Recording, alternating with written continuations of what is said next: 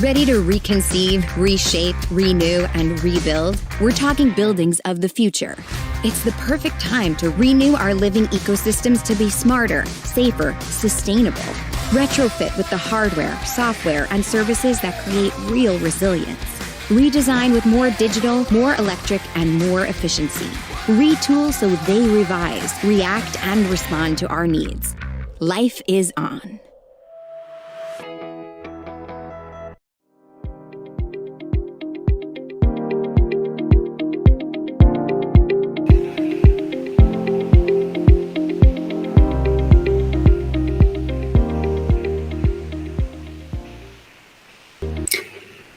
And hello, everybody, and welcome to Realcomm Live. So glad to be here with you this week. I know I say it every week, but I'm going to say it again. We've got an incredible show, exciting show today.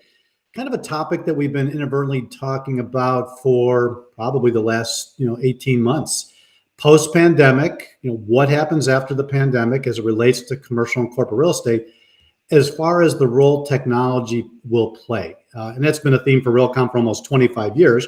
But as you all know, the pandemic accelerated some things, got everybody to participate in this work from home experiment. And even people who believed in it very little came around at some point to realize that this video conferencing and remote communications was a good thing to have during a pandemic like the one that we're still going through. So who better to talk about this topic? I mean, you can talk to your neighbor, you can talk to the guy at the grocery store. They've got some opinions, but those opinions are framed up in a very narrow world of experience. So today we are so fortunate to have Spencer Levy, the Global Chief Client Officer and Senior Economic Advisor for CBRE. So let's unpack that a little bit. CBRE, largest company in the world dealing with real estate. Hello, Spencer. How are you? So good to see you.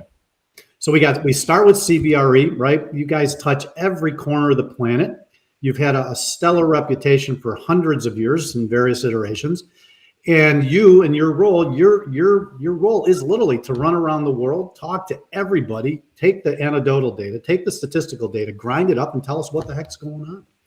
So, so thank you for being here. I know how busy you are. I know what your schedule's like. I remember you were at a Realcomm. You were one of our keynote speakers, and you and I were getting ready, and there you were 5 minutes before going on to the general session stage. You were in the parking lot on a conference call.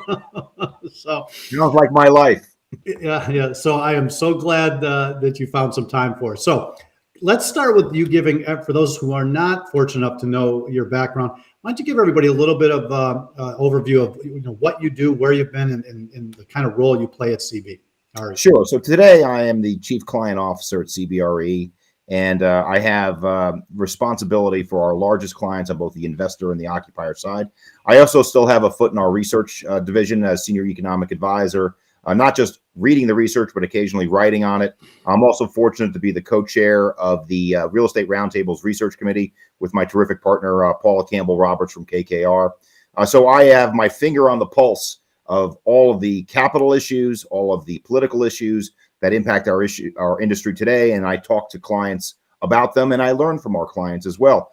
My background, I'm a lawyer, I'm an investment banker, and now I've been at CBRE for over 14 years. Wow. So, I mean, in some respects, on a much smaller scale, we at Realcomm kind of do the same thing.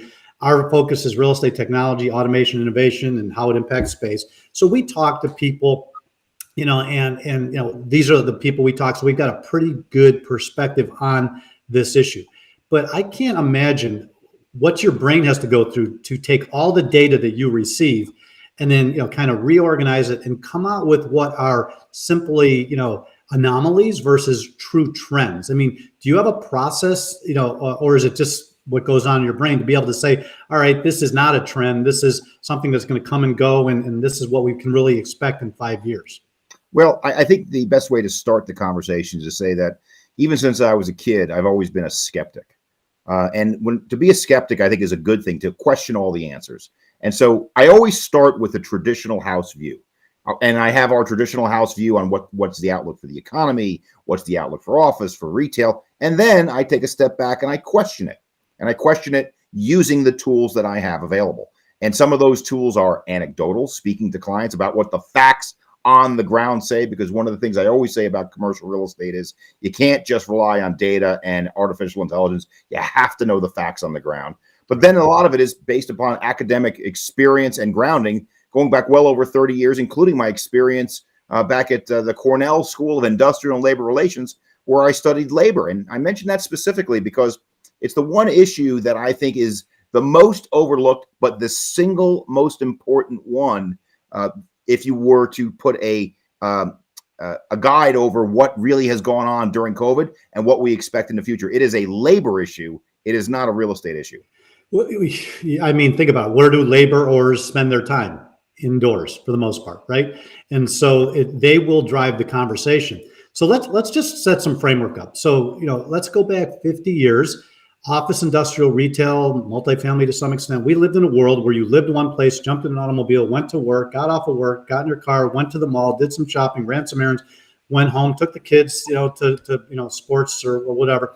So I'll call it the Henry Ford impact on real estate, And then probably 30-ish, 5 years ago, people like Bill Gates, Steve Jobs started building these things called computers and put them in everybody's hands. And this thing called the internet comes along. And now we can do what we're doing right now, right? Pretty easily. Then the pandemic comes along and says, all right, well, I'm going to force you to think about some new ways. And hence a workforce stayed at home for 2 years and now is getting used to some of these things. So here's my first question to you. Digital transformation, impacts on real estate, COVID, technology, changing work habits, temporary or permanent? Well, like I said in my opening comments, I'm going to go with the labor versus management angle, because I think it depends upon looking at through that lens, because your answer to how much technology is going to impact how people work is not generic. It's dependent upon your life stage. Are you married and you have kids? Do you live out in the burbs? It's dependent upon your industry, your function in the industry. Are you client facing or not? And then going back to my history at Cornell, when we studied labor in the 80s, we made two basic assumptions about labor: that labor had perfect information and that labor had perfect mobility. They were false, but they are true today. And those people that understand that labor's rights have gotten stronger are the ones that are asserting it the most. And I have some on the ground facts about that. Right. So which industry do you think is downsizing the most, going hybrid the fastest? It's the law firm industry. And the reason is because, number one, they were a laggard behind other industries when it came to the change in office space. Think about law libraries, think about copy rooms. But the other thing is, who is the most, and I hate to use the word, politically aware type of employee? A young lawyer. And they are asserting those rights, and their rights are being inserted in part by saying, I want to be hybrid. I want to work from home. Do you remember LA Law? I do. So Steve Bochco was the executive producer. Yeah. I was just coming out of selling law firm technology in the late 80s. And I wrote Steve Bochco a letter that said, Steve, I would like to be an advisor to your writing team. I want to create a segment for LA Law where a rogue lawyer grabs his laptop and wants to be a lawyer from anywhere in the world. He said I was out of my mind. And here we are 30 years later saying the law firms are finally starting to get the understanding of how mobility or the law library on the 10th floor at X dollars per square foot, those books don't make much sense anymore. Well, here's to quote Jurassic Park, just because you can doesn't mean you should. Right. And that really comes down to when I was a young lawyer in New York City. I got to the office at 7:00 a.m. every day and typically worked till 10 o'clock at night every day. And I was in there not just to get done my leases or my mortgages or my other contracts. I was there to be mentored by the professionals. So if you want to be mentored, and there is no business that is more apprentice-like than the law business, and you want to do it from home, you're serving yourself, you're giving yourself a disadvantage. Well, and that's a phenomenal point, because there's the tactical processes that you have to deal with in any, let's say you're a new person coming into an industry and you're getting a little project, you go away and you do it. That's well and good.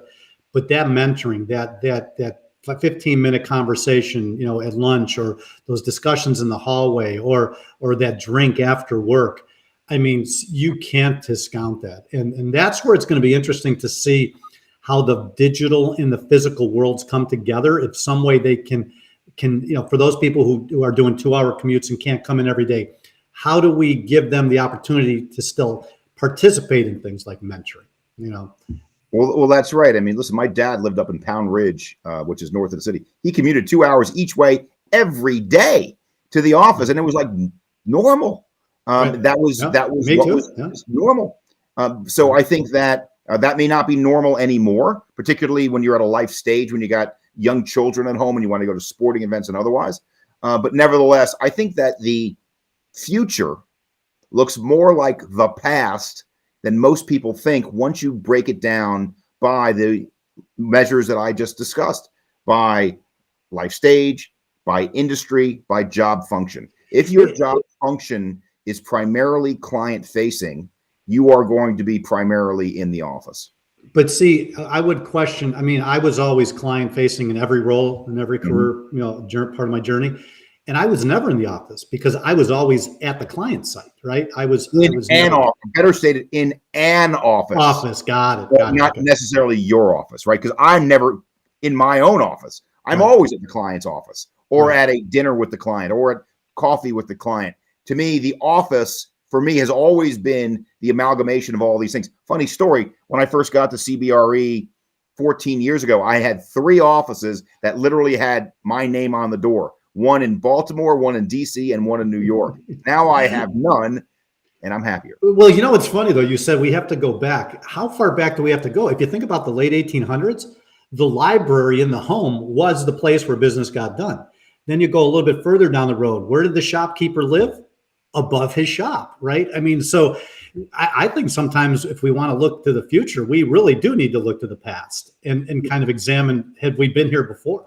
Without a doubt. And because I'll give you just one little subcategory, which is infrastructure, which is a word that people define in a lot of ways. But in terms of physical infrastructure, people talk about airports, they talk about trains, they talk about roads. But do you know what the most important piece of infrastructure is? Your own 2 feet, walkability. And that was the case back in the 19th century. And that's the case again today, as the areas within commercial real estate where we're seeing the greatest activity have the confluence of 2 or 3 factors. Well, let's see if we can get this topic in before. Let's see if we can get this topic in before the break. We're preparing. You talked about something called no longer a CBD, Central Business District, but a BBD, a Better Business District. First time I'd heard that phrase. Explain. Sure. Well, first of all, credit where credit is due. That's a term that I learned from my client, Highwoods Properties, a REIT in the southeastern United States. And what it means is that where business is going to get done isn't going to be always in the traditional central business district of that city. It is now in what they call a BBD, a Better Business District, which has more elements of life, live, work, play than just the CBD. And these elements include not just talent, not just capital, but also this live, work, play element. So you take a look at a city like Chicago, and you will take a look at the Loop. It's a great place. I got lots of clients there. We have lots of offices there. But then where is a lot of the activity going? It's going to the Fulton Market, which is an off the beaten track part of town, which has now brought some of the corporate headquarters of some of the largest corporations there. But it also has great restaurants, has a great art scene. It's a cool place in addition to a place to work. That might be a great example of a BBD. Right. Well, and BBD could maybe get you closer proximity to houses with yards as opposed to apartments that don't let you get out inside. I think the pandemic influenced a lot of behavior. I know, anecdotally, a lot of people who said, I need to go buy myself a house with a yard. So in case we ever get locked down again, I can at least walk around in my yard. Right. So what about, and I know we're not talking about technology. We'll finish the second segment with that, but how does, what the pandemic done to us influence density and people wanting to be around other people and maybe a little bit more room to spread out? Are you seeing any trends there? Well, look, the one trend where I will agree that the trend accelerated was the movement of people from some of the large Western and Eastern cities, coastal cities, to places like Raleigh, to Denver, to Phoenix, to Orlando, to Tampa, to Nashville, to the quote new kids on the block. And you definitely saw that move for all the reasons you just suggested. And you also saw some people moving from the cities to the suburban areas in those cities for some of those reasons. But let me be very direct on this one point.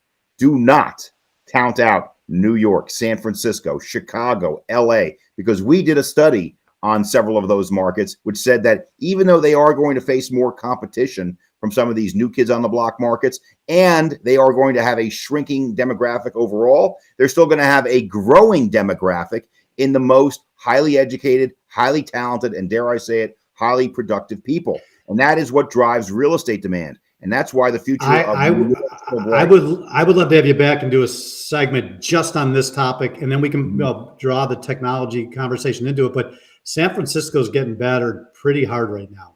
And if you could buy an office building there at current market value, back up the truck, because San Francisco is going to come back, and it's going to come back bigger and better than ever. Timing. What's your timing? Well, it's going to be a few years. During the GFC, it took 4 or 5 years. During the tech bubble, it took about the same period of time. We're probably looking at the same period of time today, but you could not replicate what's called, and I hate to use a fancy economics term, the agglomeration effect that's in San Francisco, the confluence of capital, talent, the arts, live, work, play, foreign money coming into the market, almost irreplaceable. And so because of that, San Francisco is going to come back and come back stronger than ever. It just might take 4 or 5 years. I would love to do coffee with you Saturday mornings, have this dialogue between us, because I got some ideas on separation or distribution of workforces that we saw in the pandemic that I'm trying to figure out how does that all play into a CBD, the traditional CBD. Mm-hmm. So maybe we'll do that and then get back on a show and discuss and debate it a little bit. Let us take a quick break, and we're going to get right back, and we're going to focus on the technology and the impact it's going to have coming out of the pandemic on the built environment. Technology has changed the way we live. Emerging technologies are erasing the boundaries that separate people, places, and ideas. For more than 25 years, Crown Castle has been building and maintaining the infrastructure that supports this new way of life. Towers keep us connected, instantly delivering voice, text, and data to the devices we depend on. Small cells improve coverage and set the stage for new advancements, like the Internet of Things, smart city technologies, and 5G. Tying it together is our nationwide network of fiber, bringing the entire world to us in the blink of an eye. Here is where we find ourselves, providing the infrastructure that new innovation requires. The space where transformative ideas thrive. The connections that keep communities together, safe and growing. We're Crown Castle, the pathway to possible. All right, let's bring Stuart back, because I know we're going to run out of time, and I got so many questions for him. Spencer, so I think I said Stuart. I apologize, Spencer. You're not the first guy. Don't panic. I wish these shows in some cases were an hour, because we could go on. So before we get on to the next topic, somebody had asked a question online and said, LinkedIn HR statement that only 30% of the people are going to go back to the office full time. And there was a 60 Minutes episode where they kind of went into detail. Are you aware of that? And any comments on what statement on that statement? First of all, and I say this with great respect to LinkedIn, to 60 Minutes, to KPMG, to our own research, the true answer is nobody really knows the answer, right? But because let me give you one really great example. During the depths of the crisis, a large accounting firm came out with a survey, and the survey said, ask CEOs of companies, how many of you think you're going to materially reduce your office usage? And 70% said they would. Then fast forward, that same company did the same survey with the same CEOs 9 months later. You know what percentage of them said it then? 17. Yeah, 70, 20. 17. How do you know the difference? Stress, emotion, that sort of thing. But there is some truth to the fact that people will be in the office less. And just to know our house view, we think people are going to go from 4.4 to 3.5 days per week. But then you have to go down these categories that I was talking about, the demographics, the industry, your function within the industry. And once you go through those factors, you're going to see that some industries are going to come back to the office far more than you can anticipate. Right. Yeah, very well said. I love your point about segmenting it, by age group, by job description, because a lot of people just want to throw a blanket, statement out there. Yeah. I fully agree. You got to dig deeper. All right, so let's get into the topic of the technology. So, when you and I first started our career, we got into our cars, we drove to the office, we sat there, we did our work, we left, we went to happy hour at the end of the day, and we came home and we did it over and over again. 30 years ago, I started watching video conferencing at the AT&T Video Conference Center in Los Angeles, and this was always what we would do. We would take our hands and put it in front to see if there was any lag in the video, and then all of a sudden, companies like Skype and Zoom come up, and they've got it figured out. We're doing this, but the whole world really didn't adopt to it yet. The pandemic comes, we have to learn about Skype and Zoom and Teams pretty quick. We did. The Microsoft numbers and the growth in that company will support. A lot of people got used to using this. So now we're getting ready to go back. We got all these new tools, but guess what? There's a whole new set of tools coming called immersive experiences. And I'm not talking Metasphere. I'm talking in the office, allowing me and you to feel like we're in the same room when maybe we're not. I remember the old AT&T commercial where people were having a Thanksgiving dinner. Half the table was at the dinner table and the other half was on a screen at the end of the wall, but it looked like one table. That's got to be a 10-year-old commercial. What does the office look like once all these technologies start to bubble up and we figure out which ones work and which ones don't? What does the office experience look like in 3 to 5 years? Sure. So I think the key opening phrase is the office has to be a place where you want to go versus a place where you need to go, right? Because you don't necessarily need to go to the office if you have any type of paperwork or certain types of functions where you don't need to be in front of people, but you're going to want to go there anyways, because it's going to have to make you better in objective ways. And the objective ways that going to the office will make you better is, first of all, from a work standpoint, if you have any type of creative or collaborative project, you can't tell me that working in the face-to-face isn't better than being online. Yep. But then you have the soft skills like communication, like networking. And then we go back to that term mentoring. That's so important, very, very difficult to get online. You need to have an environment that enables those types of things. And the environment, which was pre-COVID, having a more of an open design where people could sit anywhere, that was part A. But then when you layer the technology on it, you're going to have more rooms where you're going to have the ability to have a conference where it seems like the person's sitting next to you. I was at a virtual reality place where somebody can actually put somebody physically next to you, not on a screen, but actually next and like in 3 dimensions. But that does not still take that person and walk with you to the coffee machine, though I have seen some technologies where they've had robots where the person's face is on the robot. It's clunky. And follow you to the coffee machine. So I'm not suggesting to you that can't be the case as well. But I think that, go ahead. No, I'm sorry. No, finish your thought. Sorry.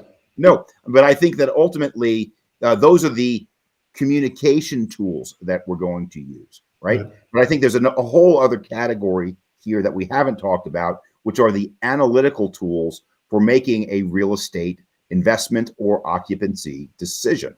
And those are the types of things where there are great algorithms out there. There's great data out there on that sort of thing. But the thing about the commercial real estate industry, as opposed to, say, trading commodities or stocks or bonds, we are not a commodity. There still has to be that human element of making that selection decision, of making that investment decision that may not be based purely on the numbers. There's a concept that we've been following for a number of years. In fact, we actually teleported 3-dimensionally somebody into a Realcomm conference in 2001, 21 years ago. The guys who invented the haunted house at Disney were in Texas, and they were playing around with teleportate, like Cisco had done. We literally brought in somebody, Malcolm from King Sturgis in London. They had a teleportation studio there, and he just kind of came onto the stage like Star Trek. This was 21 years ago, okay? Everybody fell off their chairs, okay? Because he looked more real than I did. Now, fast forward 21 years. I got to believe there's some Hollywood people out there working in studios and in warehouses in LA trying to figure out how we do get people in the room that aren't in the room. And I mean, imagine if homes are now equipped with 6 by 8 foot LED walls where I'm not looking at you in a small little, window on my computer, but you and I, Spencer, are having a conversation. We're both our normal heights and we're talking to each other. I think there's a multi-billion dollar industry getting ready to get geared up that's going to come to the built environment and saying, let's work together to make your space valuable and to make the online experience valuable. And let's find the middle ground, wherever it might be. Right. I think that's right. But then you've got to get pragmatic about some of the real world issues that are going to hit you beyond just the communication. Let's go to insurance. What happens if I'm sitting right here, right now on this call, and I take my cup of coffee, I spill it, and I slip and fall? Is that a work issue or is that a me issue? right? Right. Those are the kind of real world thing. Is this my workplace or is this my home? Those are issues that still have to be worked out. Right. And then the collaboration issue. If it's a local market, we're all in the office collaborating, whiteboard, totally get it. But if the collaboration team involves 10 people internationally, that involves 24-hour flights, hotel stays, I mean, just the logistics of getting that collaboration team into that office to collaborate. At what point does the virtual component make more sense? It's not, again, it's not an either or, it's a both. But to your point, you have to dissect it. Here's the thing, and I will get right to the cut to the chase. Yes, you will save money by not traveling. But there are the two key words in this business is efficiency and productivity. Yeah, absolutely. Efficiency is what you get by producing more widgets or the same number of widgets with less cost. Productivity is what you get by getting an unlimited amount of more widgets by spending more money. The reason why we focus so much on efficiency and cost is because it's measurable. Productivity, very difficult to measure. And some people will argue you could be just as productive these things you can. And I argue you can't. And I would pile on top of that saying, I use the word effectiveness, right? Efficiency and effectiveness, two very different things. You can be efficient, but not effective. But I think the other thing that's at risk when everybody's segmented by themselves, not working in those rooms with each other, is the creativity, the cousin to productivity, right? Productivity, means we're going to get, more out of things and we're going to make some advancements. But creativity is really what drives innovation, and innovation is what drives competitiveness, which drives your future. The creativity is the thing I'm the most worried about. I don't think sitting in your room, your home office, that you're encouraged or inspired to be creative is when you're with a bunch of people on a daily basis. Well, anecdotally, I'm told that in the tech industry, they've already seen a fall off in innovation as a result of this. But I can tell you that me personally, I try to be as creative, as innovative as I can. But where do I get most of my creative, innovative ideas? By talking to people face to face, and not necessarily in the office. It could be at a dinner. It could be over coffee. It could be on the golf course. But that human interaction of let me put it this way, the serendipitous human interaction is where you find creativity and new ideas, not necessarily the formal one where you're in the office. Well, I would love, and we're out of time, and I really apologize because we could go for hours. But first of all, thank you. I know how busy you are, and I really want to thank you for taking the time to squeeze us in. Number two, I hope you will come back because your wisdom, 17, 18 minutes of your wisdom and guidance can provide a lot of insight to a lot of people. And there's a lot of people looking for answers. And I think in your role with the organization you work for, you have it. And then third of all, I'd like to continue conversations maybe on a quarterly basis, just riff on a Saturday morning over a cup of coffee, because we see a lot, you guys see a lot. And then maybe that could be the fodder that we do another one of these episodes. So hopefully you'll come back. That's my ask. Please call anytime, and hopefully next time in person. Awesome. Thank you so much, Spencer. And you have a wonderful day. You too. Be well. All right. Well, it doesn't get much better than that. I've known Spencer for a long time. He is thoughtful, insightful. He stays up long hours trying to figure out what the right answers are. He talks to a lot of people, and that was truly, truly very fortunate for us to be able to do that, and for our audience. So with that, let's bring on Howard Berger. Howard, that's a tough act to follow. He had so much good energy and so much good information. Makes me just, a lot of questions need to be answered. Yeah, thanks, Jim. Spencer, that was a fantastic show. Great conversation. So glad that we had him on again. It's been a few years since we saw him, but what a mind. Anyway, so each week I'm going to do a little news.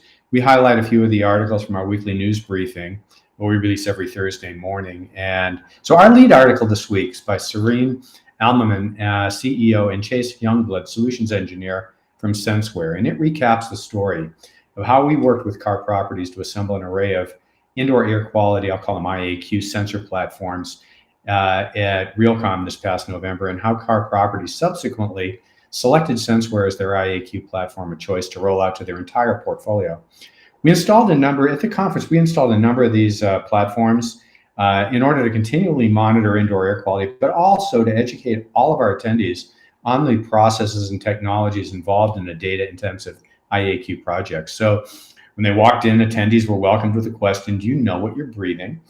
And to address that, we placed sensors all over the conference hall, including registration, expo hall, coffee bar, info desk, restrooms, and more.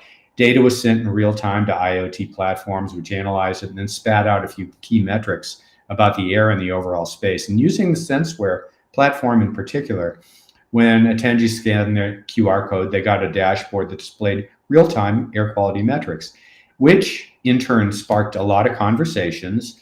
And as a conference producer, it gave the attendees assurance that their health was a priority. So here's a couple of key takeaways from the project. One, C-suite now wants analytics on all aspects of building operations, including indoor air quality. And they're asking more focused questions. How can I use the data to make better decisions? Then once COVID hit, the need for IAQ monitoring literally went through the roof, and the public's come up to expect it in buildings. Three, we learned there is a process. It's a learning process. It's an iterative approach. You start small, get a good understanding of the process and the data internally before you start sharing it with tenants and guests. And in this comprehensive article, Serene and Chase, they include a detailed analysis of all the dynamics of how the air quality shifted in different areas, different times throughout the conference. Too much to cover, but I really encourage you to read the article. So we talked a little bit with Spencer about the metaverse, and I'm going to rehash a story from December on how Jamestown brought metaverse to One Times Square. So for those of you who missed the earlier story, Jamestown, they're always innovating. They're never shy.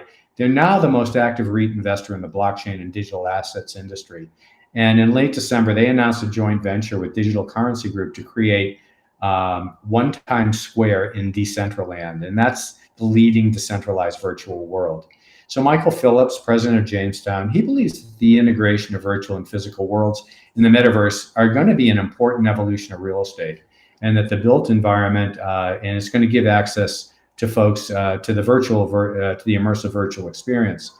So their first proving ground was One Times Square in Decentraland metaverse.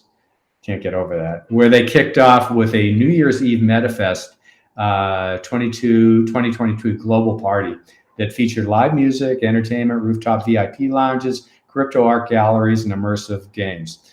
Now, Jamestown's betting that the metaverse is going to blaze a trail for a larger vision, Web 3.0 strategy to enhance their physical assets in the future. No one knows. We're going to keep an eye on that, but it'll be interesting to see how that evolves. Also, I thought this was interesting. We're learning that electrical vehicle use we know it's going to grow from 2 to 31% of the global fleet in the next 20, 30 years. And this is going to impact how we design new buildings as well as retrofit our existing stock. And the impact, it's going to be less on space, as existing parking lots can be pretty easily retrofitted to allow commercial charging. But the challenge is going to be delivering enough power to the charging units, which is going to require about 100 kilowatts per bank of chargers of 10. Plus, the fact that charging takes time, and the faster the charging, the more power it's going to take, and charging costs money. What we're finding is sometimes as much as 70% of a commercial owner's energy bill. So it looks like owners are going to have to figure out a way to monetize these to offset costs. Anyway, something to consider. Also, great article. I'm completely out of time. That's it for me today. Check out our weekly briefing, and I will see you all next week. All right, Howard, great job as always. And that an article about the metaverse is interesting, and we know more than anybody because we've been studying this stuff for our entire careers. It starts out quiet, the roar starts to get louder and louder. You get to a hype phase. There's usually a little bit of collapse or a correction, and then the real stuff comes. So metaverse, we don't understand it now. I don't understand it now, but we're going to be paying a lot of attention to it because, again, just like our conversation with Spencer, it's not an either or, it's a both. And real estate owners are going to have to find out what it's all about and figure out what their role is. And I really give them, I don't want to overhype it. There are going to be some clear use cases, I think, that are going to evolve fairly quickly. How it's going to impact real estate, well, at the conference this year, we're going to be diving into metaverse. We're going to be diving into crypto. We're going to be diving into NFTs. It started out 5-6 years ago. We were right there when it started, but I'm hearing more. It's getting louder. Spending money, not thousands of dollars, millions of dollars. Billions. Billions. In fact, the crypto asset class is now over $1 trillion. Oh, crypto, yeah.